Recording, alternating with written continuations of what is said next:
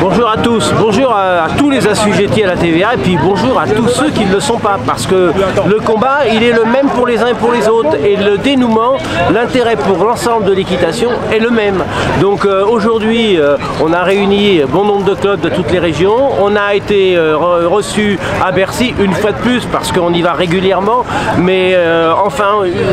l'important aujourd'hui qu'on peut retirer de cette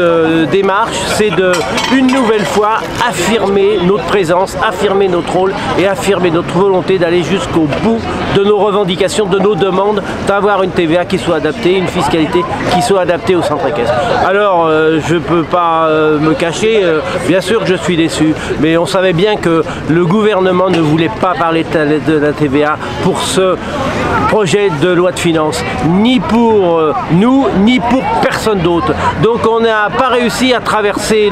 la volonté de ne pas aborder ce sujet-là, mais en tout cas les ministères, les ministres, le Premier ministre, le Président de la République, le ministre du Budget, ils se sont tous engagés une nouvelle fois, vous me direz, bien sûr, parce que ça fait 10 ans qu'ils s'engagent, mais en tout cas on leur a bien refait comprendre et ils se sont bien engagés d'aborder ce problème de TVA. Alors en attendant, quel est le résultat? Bien en attendant, parce que ça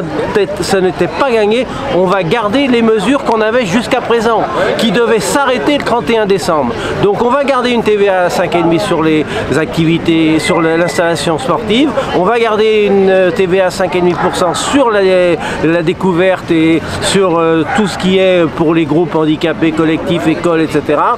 Et on va continuer à se battre pour pouvoir obtenir l'étendue de cette mesure-là. En tout cas, s'il y a une chose à retenir, c'est qu'on a rappelé que l'équitation existait et qu'on garde les avantages qu'on a réussi à débloquer il y a maintenant 10 ans. Voilà, on a besoin de vous tous.